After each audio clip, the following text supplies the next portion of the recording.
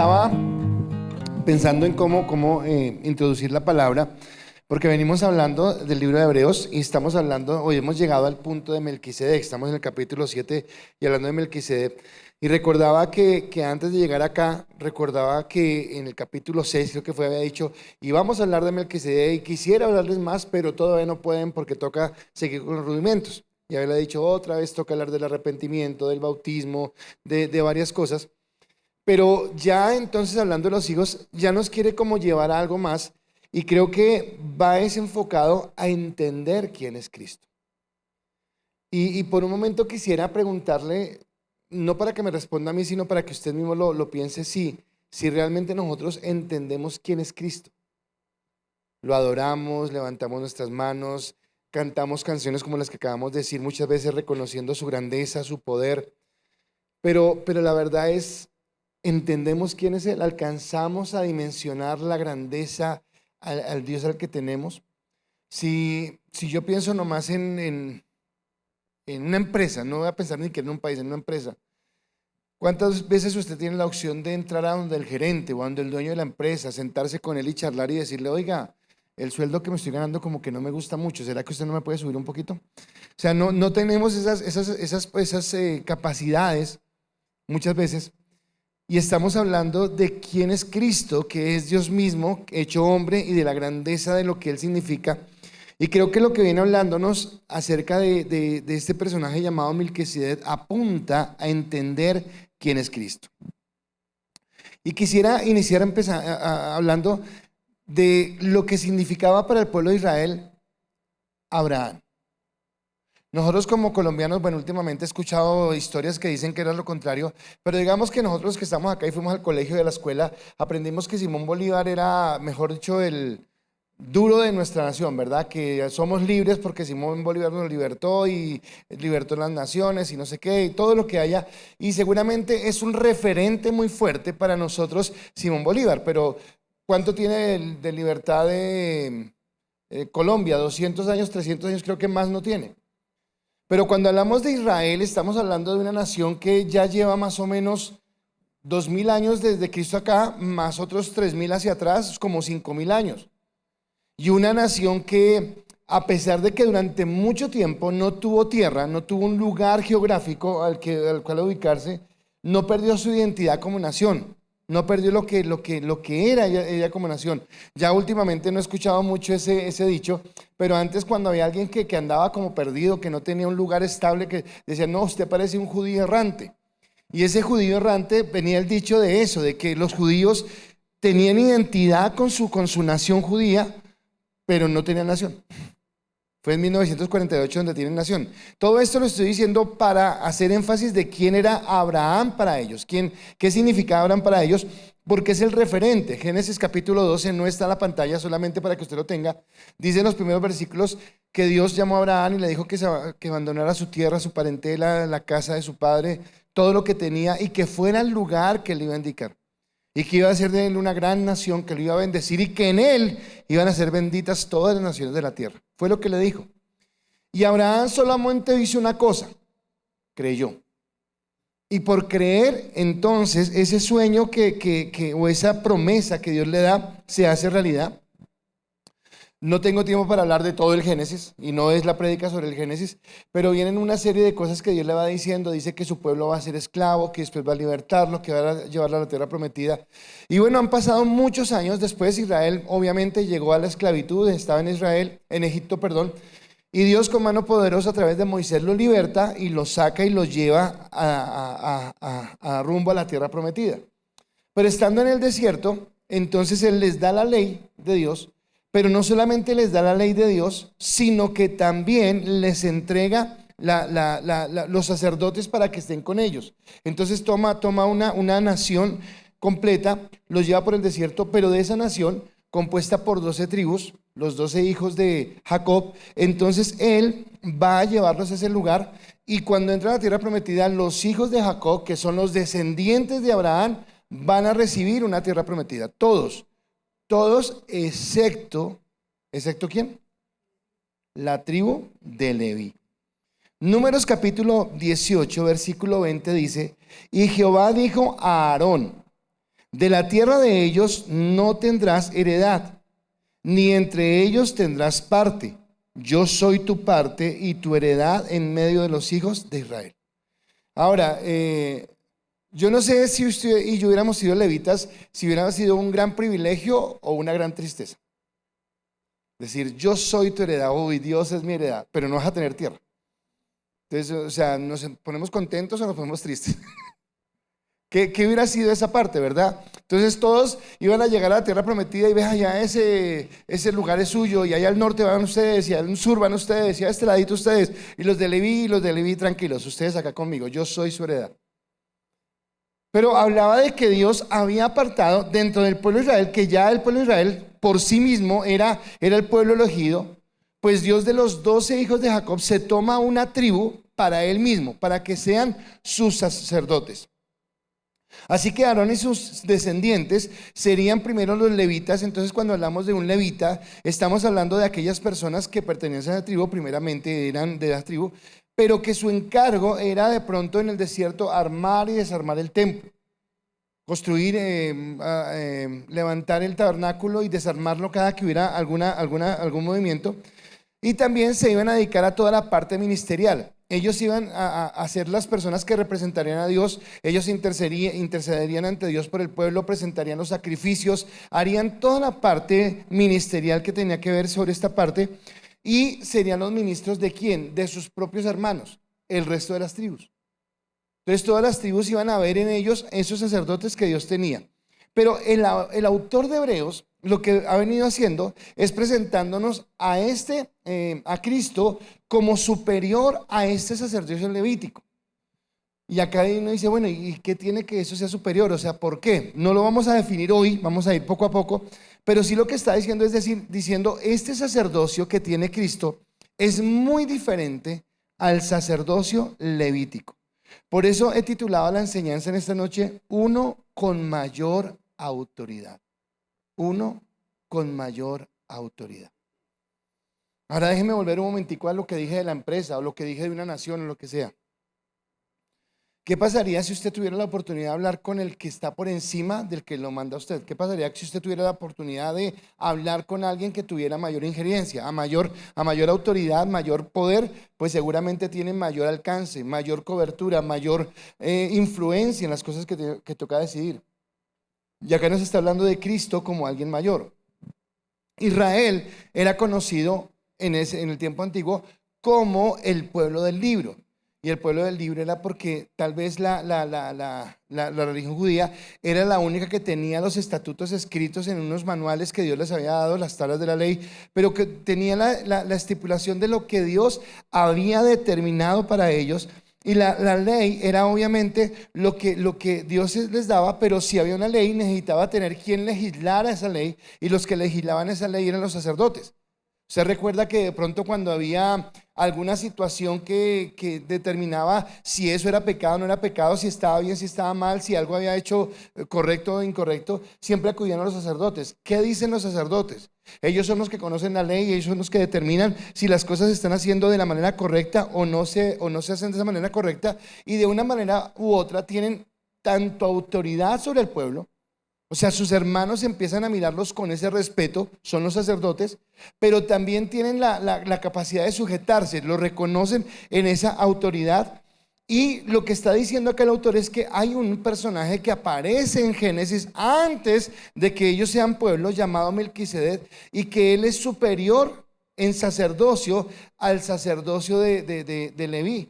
Y uno dice, pero ¿superior de qué si ni siquiera hay pueblos, si ni siquiera conocen a Dios? Pero es lo que está diciendo la palabra y lo que está mostrando en este contexto. Por eso Hebreos 7, versículo 4 dice, considerad pues cuán grande era está hablando de Melquisedec, a quien Abraham el patriarca dio diezmos del botín. Se está diciendo, espere, nuestro padre Abraham, aquella autoridad suprema que nosotros tenemos, aquel referente que es para nosotros Abraham, está reconociendo a alguien extraño, a alguien que nadie conoce, a alguien que no se sabe ni de dónde viene ni para dónde va, y Abraham lo está reconociendo como autoridad. El mismo amigo de Dios, el padre de la fe, el líder o el patriarca no solamente de la Israel física. Nosotros, y no quiero confundirlo y no quiero que se me despiste con eso, pero no sé si usted sepa, pero nosotros en cierta manera somos Israel también. No mesiánicos, no estoy hablando del mesianismo, pero estoy hablando de que ese Israel espiritual somos nosotros. En Efesios dice que Dios derribó la muralla que había entre gentiles y judíos y hizo de todos un solo pueblo. Y que ahora nosotros somos el cumplimiento de la promesa que Dios le hizo a Abraham. Así que cuando Dios le dijo a Abraham que de su descendencia, de sus lomos, vendría una nación y en él serían benditas todas las naciones de la tierra, no solamente son los judíos de nacimiento, sino aquellos que por la fe, los gentiles, hemos creído en Cristo. Así que Abraham es una persona muy importante, es una persona muy clave, es alguien que tiene un reconocimiento supremo en lo que nosotros estamos hablando. Es más, de los lomos de Abraham viene el Salvador del mundo. Si usted un día pudiera, no sé si lo haga, pero si usted pudiera desde Sem empezar a hacer una línea genealógica, que es lo que hace Mateo y Lucas cuando muestran la genealogía, entenderá que Abraham es el inicio de Israel, pero también a través de él viene de la tribu de Judá el Salvador del mundo, que es el Cristo, y que él es el que está en ese lugar. Ahora, este hombre que es tan importante, este hombre que es tan relevante, este hombre que tiene tanta autoridad, este hombre que tiene tanta influencia, este hombre que todos veneran como alguien digno de respeto por la fe que le tuvo a Dios, dice que reconoce en este hombre que aparece ahí una sola vez en la Biblia, en el Génesis, reconoce autoridad. Y es tanto que es capaz de entregarle los diezmos de lo que él había ganado en una batalla que había librado. Quiere decir que Abraham está reconociendo que este Melquisedec tiene mayor autoridad que la que tiene el mismo Abraham. Y si nuestro padre por la fe o el padre por linaje de los hijos de Israel que son de su descendencia ven a su padre reconocer en Melquisedec a alguien superior, quiere decir que todos los descendientes también deberíamos reconocerlos. Ahora, para ir entrando en contexto, espero que no esté enredado. ¿No está enredado o no? ¿Está bien? Si se enreda me dice y vuelvo y empiezo desde el principio. Entonces me va a decir, no estamos bien. Primero, Dios colocó autoridad en los sacerdotes. Dios colocó autoridad. ¿Qué es tener autoridad? Tener mando, disponer, tomar decisiones, tener la capacidad de juzgar entre lo bueno y lo malo, tener la capacidad de decidir quién está haciendo lo correcto y quién está haciendo lo incorrecto. Los sacerdotes muchas veces tenían que determinar cuál era el castigo, cuál era la pena para alguien que había pecado. Eso era la autoridad que tenía. Y cuando Dios le dice a Aarón que ellos no van a heredar la tierra, que vuelvo y les digo, yo me quedé pensando y dije, ¿ellos cómo se sentirían? ¡Wow! Gracias Dios, tú eres nuestra heredad. ¿O cómo así? O sea, ¿no vamos a tener tierra? Pero la verdad es que no iban a tener tierra porque su heredad iba a ser Dios. Y Dios sería su parte, o sea, lo que ellos tenían. Iban a estar ligados a Dios de una manera única. Pero Dios legisla a favor de ellos. ¿Y cómo legisla a favor de ellos? ¿Qué es lo que dice sobre los sacerdotes? Números capítulo 18, después del versículo donde dice que le dijo a Aarón, yo voy a hacer su herencia, le dice lo siguiente. Y aquí yo he dado a los hijos de Leví todos los diezmos en Israel por heredad, por su ministerio, por cuanto ellos sirven en el ministerio del tabernáculo de reunión, y no se acercarán más los hijos de Israel al tabernáculo de reunión para que no lleven pecado por el cual mueran. Mas los levitas harán el servicio del tabernáculo de reunión, y ellos llevarán su iniquidad, estatuto perpetuo para vuestras descendientes, y no poseerán heredad entre los hijos de Israel, porque a los levitas he dado por heredad los diezmos de los hijos de Israel, que ofrecerán a Jehová en ofrenda, por lo cual les he dicho entre los hijos de Israel, no poseerán heredad. Entonces, como que la manera en la que Dios compensa es, ok, listo, ustedes no van a tener tierra, y quiere decir que si no tienen tierra, ustedes no van a cultivar, no van a tener ganado, no van a dedicarse a nada diferente que no sea el servicio del tabernáculo. Su obra va a ser esa. Entonces lo que les decía, como los levitas, todos en general, participaban del armar, desarmar el tabernáculo, llevarlo, guardar las cosas sagradas, el arca del pacto, la mesa de los panes, bueno, todo lo que había, y había todo un protocolo para manejar esto, pero solamente los levitas podían hacer eso. Y como su única responsabilidad era ella, entonces lo que les dice, ok, primero, para su sustento, ustedes van a vivir de los diezmos que traigan a ustedes. Entonces el resto del pueblo tendrá sus trabajos, podrá, qué sé yo, construir, hacer, armar, lo que quieran, pero ellos van a apartar el diezmo y se lo van a entregar a ustedes. En primer lugar, sí, claro, es para el sustento. Pero la connotación del diezmo no solamente era el sustento, sino era un reconocimiento de autoridad. No sé si esta palabra que voy a utilizar o esta frase que voy a utilizar esté bien dada, pero era como que esta es la retribución o el pago por el trabajo que ustedes van a realizar. Ahora ellos tienen que consagrarse, dice, y para que los hijos de Israel no lleven el pecado. Hay dos episodios que quiero colocar acá. No sé si usted recuerda, cuando Dios se aparece en un monte, está Moisés con todo el pueblo, pero es tan solemne y tan violenta la presencia en ese monte, vienen relámpagos, viene viento, viene un montón de cosas, que la gente se atemoriza y sale corriendo. Y le dice, no, Moisés, vaya usted, vaya y nos cuenta, nosotros no queremos ir allá.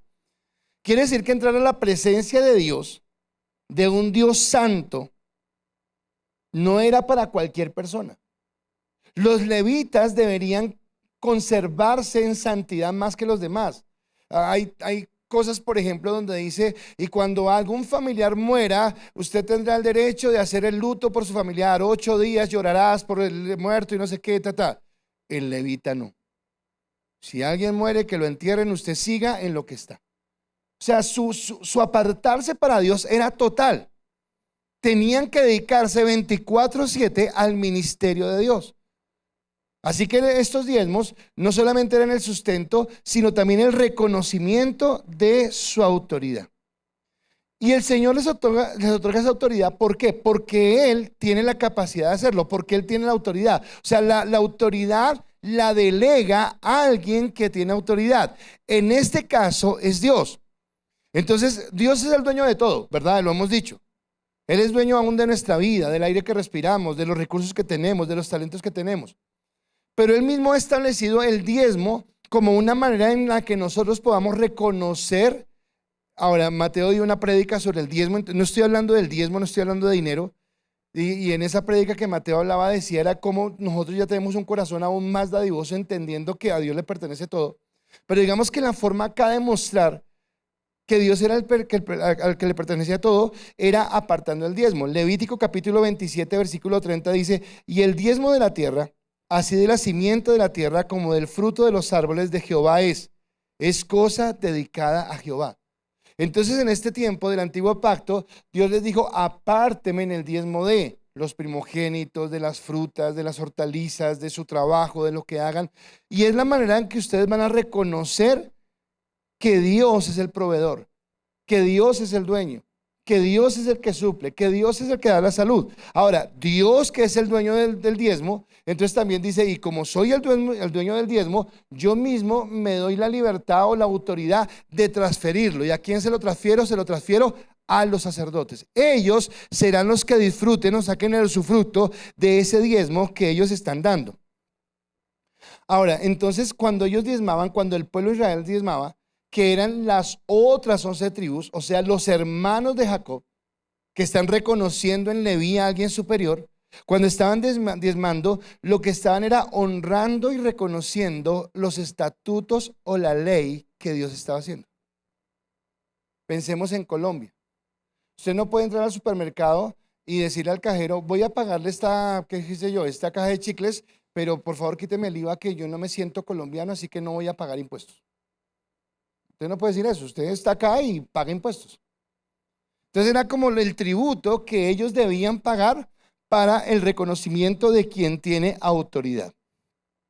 Así que ellos están reconociendo su autoridad y desde esa perspectiva, escúcheme, desde esa perspectiva es que ahora el autor de Hebreos dice lo siguiente, versículo 5. Ciertamente los que de entre los hijos de Leví reciben el sacerdocio tienen mandamiento de tomar del pueblo los diezmos según la ley, es decir, de sus hermanos, aunque estos también hayan sido de los lomos de Abraham. ¿Sí ve que lo que Dios está haciendo es una diferencia? Está diciendo, todos los que descienden de Abraham son hijos de Dios, o son herederos, o son hijos de Abraham, perdón. Entonces dice que Abraham, Isaac, Jacob y sus 12 hijos. Pero de sus 12 hijos, 11 de estos hijos y sus generaciones van a entregar los diezmos para que la tribu de Leví pueda dedicarse a la obra del ministerio y para que ellos sean los que lo sostengan. Así que aunque todos son linajes de Abraham, Dios aparta a los levitas. Ahora es lo que está haciendo ahí. Pero entendiendo esto, el segundo punto es, pero hay uno con mayor autoridad. Ya estamos hablando que el levita tiene autoridad, estamos hablando que tiene la capacidad, pero hay uno con mayor autoridad. Y deja claro que Dios había apartado a la tribu de Leví para su servicio, pero el autor de Hebreos habla de alguien superior. Versículos 6 y 7 dice: pero aquel cuya genealogía no es contada entre ellos, o sea, no está hablando que sea de la misma genealogía de Abraham, tomó de Abraham los diezmos y bendijo al que tenía las promesas, sin discusión alguna, el menor es bendecido por el mayor. Y acá entonces está diciendo, este Melquisedec que aparece en la guerra, que sale al encuentro de Abraham, al cual Abraham le entrega los diezmos y que él lo bendice, lo que está diciendo es alguien que tiene mayor autoridad. Ahora, pensemos para el pueblo de Israel, ¿quién podría tener mayor autoridad que Abraham, que había sido escogido por Dios mismo y había recibido las promesas? O sea, es que las promesas se las dio fue Abraham, o sea, ¿quién mayor? Dios habló directamente con él le creyó, él empezó una nación, le dijo, y sale a la tierra, y afuera, y cuenta las estrellas del cielo si las puedes contar, o cuenta la arena del mar si lo puedes contar, así será tu descendencia. O sea, la promesa la recibió Abraham. Pero acá está hablando de que hay alguien que es superior a Abraham, que tiene mayor realce, mayor autoridad que la que tiene Abraham, y que no hace parte del pueblo judío. Porque el pueblo judío empieza en Abraham. Pero Melquisedec seguramente es mayor en edad, no sé. Sin embargo, cuando Abraham entrega los diezmos, lo que está haciendo es, reconozco la autoridad que tienes, y por la autoridad que tienes te entrego el diezmo del botín que he ganado en la guerra que acabo de librar. Pero no solamente eso, sino que acepta la bendición, porque este Melquisedec dice, bendito sea Abraham del Dios Altísimo. Es lo que le dice en Génesis. O sea que hay dos características o dos formas en las que Abraham está colocándose por debajo de la cobertura de Melquisedec. En la que Abraham está diciendo, yo que soy el padre de la fe, yo que recibí las promesas, de mis lomos que vendrá el Salvador del mundo, de mí que vendrá el Israel espiritual compuesto por todos los judíos y por todos los gentiles que van a creer en el Cristo.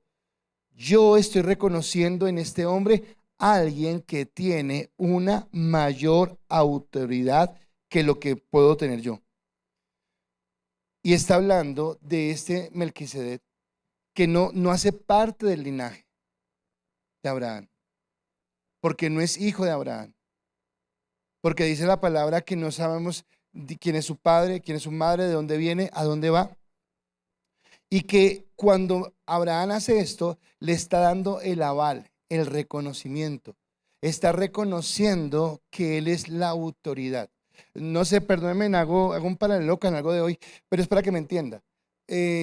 En todos los conflictos políticos que tenemos ahorita en el mundo y muy cerquita con los vecinos, uno de los dilemas que tenemos con el presidente que está en este momento en Colombia es que él no ha dicho si reconoce o no reconoce el presidente de Venezuela como el presidente.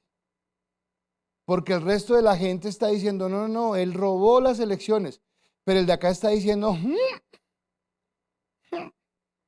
y ese no decir no, de una manera u otra implica que está diciendo que ¿qué? Que sí. ¿Y cuál es el conflicto con eso? Que diga que sí. Pues que todo el resto le va a decir, o sea que usted está avalando el robo que él cometió. Lo que Abraham está haciendo con Melquisedec es avalando que él tiene autoridad. Entonces hay alguien que está reconociendo, y acá nada más y nada menos es Abraham quien está reconociendo la autoridad que tiene Melquisedec y que es mayor. Ahora, por lógica, Si Abraham reconoce la autoridad que tiene Melquisedec, los descendientes de Abraham implícitamente también lo están reconociendo. Y entre esos descendientes están los descendientes de Leví, que son los sacerdotes, pero que están diciendo que el sacerdocio de Melquisedec es muy superior al sacerdocio que ellos como levitas tienen. ¿Y todo eso para qué? O sea, ¿eso como para qué me sirve en esta noche, pastor? Estoy cansado y mañana tengo que pagar una deuda, ¿y eso para qué me sirve? Melquisedec representa la superioridad de Cristo. Y ese es mi tercer punto. Entonces Melquisedec me está llevando o me está apuntando a Cristo. Y lo que quiere que yo entienda la palabra es quién es Cristo comparado con, porque no es humano. Ahora pensemos en el sacerdocio levítico. Ese sacerdocio tenía que constantemente ser relevado. ¿A qué me refiero? Que la gente se muere. Entonces Aarón no duró para siempre. Aarón en un momento determinado murió. Y el que asumió el sacerdocio fue su hijo. Y después él murió y otro. Y así sucesivamente. Había una sucesión de sacerdotes porque no podían estar para siempre. En ese contexto, el autor de Hebreos sigue diciendo, versículo 8 al 10.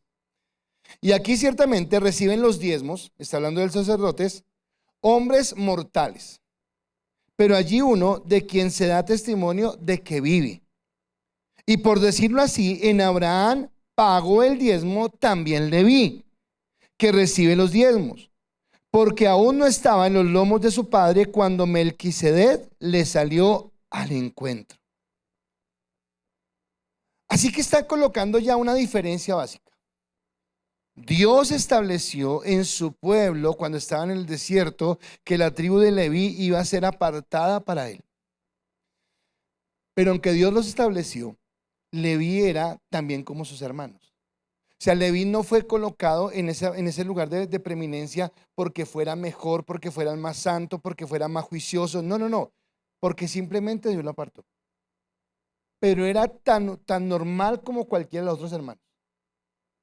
Se podía equivocar, moría, se enfermaba, cometía errores. Es más, encontramos en la Biblia muchos sacerdotes que se equivocaron porque eran tan humanos y tan normales como cualquier otro. Pero cuando habla de Melquisedec, dice que Melquisedec tiene algo diferente porque él vive. Ahora, decíamos hace 15 días, creo que fue cuando prediqué, que Melquisedec no es una teofanía, no es Cristo, porque no vuelve a aparecer. Pero que sí está representando, o sea, el hecho de que Dios haya permitido que en esos 4 o 5 versículos en Génesis aparezca un hombre llamado Melquisedec y que no vuelva a aparecer nunca más, hasta el libro de Hebreos, que está escrito como unos 3.000, 4.000 años después, no, mentira, tampoco, como unos 2.000 años después, lo que está estipulando es que ese hecho fue importante, de que ese hecho tenía algo que decirnos. Tenía algo que contarnos, y lo que tenía que contarnos es que el sacerdocio de Melquisedec es totalmente diferente al sacerdocio que habían tenido la tribu de Leví. El Salmo 110 versículo 4 dice: juró Jehová y no se arrepentirá, tú eres sacerdote para siempre según el orden de Melquisedec. El Salmo 110 es un salmo profético que está anunciando al Mesías, que está anunciando a Cristo. Y lo que está diciendo el salmista es lo mismo que el libro de Hebreos nos ha hablado varias veces. Y es que el sacerdocio que tiene Cristo no tiene comparación con el sacerdocio humano. Que tal vez los levitas nos representan a nosotros en nuestra humanidad. Que tal vez los levitas representan al ser humano en cómo caemos, cómo nos desviamos, cómo podemos fallar, cómo podemos equivocarnos, pero que el sacerdocio de Cristo no tiene punto de comparación porque Cristo es Dios y porque Él no se equivoca, y el hecho de que no se equivoque hace que aún tenga mayor importancia, mayor relevancia.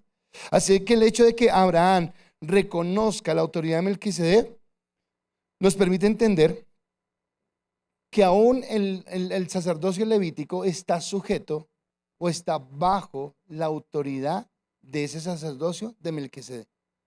Porque antes de que la tribu de Leví fuera apartada para ese ministerio, ya Dios había establecido que el sacerdocio real iba a ser el sacerdocio de Melquisedec. No sé si usted lo ha entendido, pero muchas veces cuando hablamos del tabernáculo, que se armó en el desierto, decimos que ese tabernáculo es un prototipo, es una copia de un tabernáculo celestial, de lo que hay en el cielo, de la misma presencia de Dios, de cómo se distribuye en el cielo. Y lo que está hablando acá es que también ese sacerdocio que tenían los levitas era una figura, un tipo de lo que iba a ser Cristo, pero nunca a la altura o a la medida de lo que Cristo era. Por eso reconocemos la gracia y por eso entendemos que ahora Cristo es el supremo sacerdote, y este supremo sacerdote tiene dos diferencias comparados con el levítico. Primero, que es eterno. Por eso se dice que vive, que los sacerdotes van muriendo y van siendo sustituidos por sus hijos de generación en generación. Pero Cristo ha sido hecho sacerdote una vez y para siempre. Usted ha leído en el Nuevo Testamento donde dice que Cristo es nuestro abogado y que Cristo en este momento intercede por nosotros, que Él es el que está delante del Padre. ¿Qué hace un sacerdote? Un sacerdote se presenta delante de Dios a favor del pueblo. Y resulta que Cristo es nuestro sumo sacerdote. Y ese oficio, recuerdan que los sacerdotes se consagraban totalmente al servicio de Dios y al favor del pueblo. Bueno, ese es el ministerio de Cristo, que permanentemente está haciendo eso. Cuando nos sentimos decaídos, cuando nos sentimos cansados, cuando sentimos que no tenemos fuerzas, cuando sentimos que no damos más, hay alguien que está intercediendo, hay alguien que está por nosotros, hay alguien que se coloca delante de Dios, porque ese sacerdocio no solamente es perpetuo, sino ese sacerdocio tiene una característica adicional, y que es perfecto, que viene de parte de Dios, que no tiene falla, que no tiene tacha, que no tiene nada de lo que podamos quejarnos. Más adelante, y esto seguramente será el domingo, vamos a explicar ahora sí la importancia, y seguramente será la prédica un poco más amena. ¿Cuál es la importancia de ese sacerdocio? ¿Cuál es la importancia de lo que tiene? Solamente los dejo con algo que dice el versículo 21. Juró el Señor y no se arrepentirá. Tú eres sacerdote para siempre según el orden de Melquisedec, y ahí desarrolla toda la idea de por qué es importante. Pero escúcheme, termino con esto. Si la ley, que es perfecta, no podía salvarnos, si la ley, que es la palabra de Dios, lo máximo que podía hacer era confrontarnos con nuestro pecado y mostrarnos nuestra necesidad de un Salvador, quiere decir que en ese antiguo pacto, los sacerdotes de ese antiguo pacto tampoco tenían la capacidad de estar a la altura del sacerdocio de que Dios quería, porque primero que todo ellos necesitaban también un libertador. Recuerda que en las primeras prédicas, cuando empezamos de hablar de esto, decíamos cómo los sacerdotes primero tenían que colocar un cordero por ellos mismos para limpiarse primero de ellos y después para limpiar al pueblo. Pero como Cristo no necesitó de nada, porque Cristo es en sí mismo el Cordero de Dios, sin pecado, sin mancha, que no tiene nada que declarar o confesar delante del Padre, para que sea perfecto y para que ahora se convierta en nuestro sumo sacerdote. Así que ese viejo pacto, que por la ley no nos salvaba, tampoco en los sacerdotes tenía una garantía de que nos pudiera bendecir o que nos pudiera ayudar. Pero ahora ese sacerdocio de Cristo ya no solamente es perpetuo y no solamente es perfecto, sino que yo añado una característica más, y es que es necesario. Y lo que está hablando, por eso cuando le dijo que ya no volviéramos a los rudimentos, es ya no vuelva otra vez que me arrepiento, que si me bautizo, que no, ahora conozca quién es el que lo salvó. La dimensión y la grandeza del Dios que no solamente ejerce ese sacerdocio, que se colocó por usted como el Cordero inmolado, que fue la cruz del Calvario. Piénselo por un momento de una manera individual. No piense en la iglesia, no piense en todas las personas que han sido salvas. Piensa en usted. Piensa en usted de una manera individual. No estoy hablando de egoísmo, sino estoy hablando de que usted entienda lo que pasó en su vida. Porque cuando Cristo fue a la cruz del Calvario, pensó en usted. Y cuando Cristo fue y recibió los látigos, y cuando fue crucificado, y cuando le coronaron con la espina, y cuando hicieron todo lo que hicieron, lo que él estaba haciendo era diciendo: me coloco por ti en este lugar, porque te amo, y porque voy delante del Padre a interceder por ti. ¿Y por qué lo hace? Porque Él, y ahora uno con otra palabra, te escogió desde antes de la fundación del mundo. Y aunque el enemigo trató de desviarte, y aunque el enemigo trató de acabar con tu vida, y aunque el enemigo sigue tratando de cómo desviarte, de cómo enfriarte, de cómo opacarte, de cómo sacarte del contexto, ese Dios que fue una sola vez y para siempre a la cruz del Calvario para que tú fueras justificado en en su justicia por el sacrificio de Cristo, ese Dios sigue intercediendo por ti. Ese Dios sigue orando por ti. Ese Dios sigue presentándose delante del Señor, y por eso para mí o para ti ya no solamente es perpetuo, no solamente es perfecto, sino que ahora es necesario. Es necesario que yo lo conozca, es necesario que yo lo entienda, porque ese sacerdote no es Melquisedec, sino Melquisedec es un tipo de Cristo, y está hablando de Cristo y está apuntando a Cristo, que es el que vive y es el que nos levanta. Y tal vez la próxima del domingo veremos cuál es la importancia de ese sacerdocio, pero quisiera que hoy pudiéramos terminar diciendo gracias, porque es a través de Cristo que nos reconciliamos con el Padre.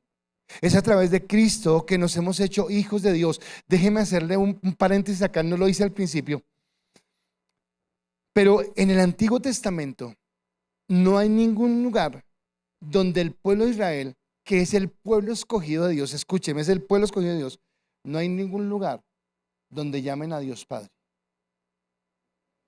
Ellos llaman a Abraham de pronto Padre, porque le empezó la nación, pero no hay ninguna inducción para que lo llame Padre. ¿Cuándo se empezó a ver a Dios como el Padre? Cuando Jesús en el Sermón del Monte les dijo a los que le seguían: vosotros pues oraréis así: Padre nuestro que estás en el cielo. Y quiere decir que Él nos da la capacidad por su sacrificio, que no lo tenían los judíos en el Antiguo Testamento porque estaban limitados por la ley y por sacerdotes humanos. Ahora Cristo, en la gracia y en el sacerdocio que Él tiene, nos reconcilia con el Padre y nos permite ser sus hijos. Y esa es la gloria de Dios. Y esa es la bendición de Dios. Y tal vez lo que está haciendo es deteniendo la charla o deteniendo el mensaje, Hebreos, antes de hablar de la fe y de todo lo que Él quiere en nosotros, para llevarnos a recapacitar quién es el Dios que nos ha amado, quién es el Dios que nos ha bendecido, cuál es el Dios que estuvo dispuesto, y otra vez colóquese en modo individual, a ir a la cruz del Calvario por ti, a pesar de lo que hiciste, a pesar de lo que haces, a pesar de lo que piensas. Y eso que te digo que haces, que piensas, también lo digo por mí. Porque siendo nosotros pecadores, Cristo murió por nosotros y nos ha dado la redención y la vida eterna. Así que es entenderlo y es poder glorificarlo. Y creo que si está en la Biblia, y si vuelvo y digo, solamente son 4 o 5 versículos que se hablan de Melquisedec en el Antiguo Testamento, si el autor de Hebreos vuelve a tomarlo, es porque realmente es importante. Y es porque nos está diciendo que Cristo es un fuera de serie, que no hay nada y no hay nadie que se compare a Él, y que Él es el que nos levanta, el que nos bendice y el que nos fortalece.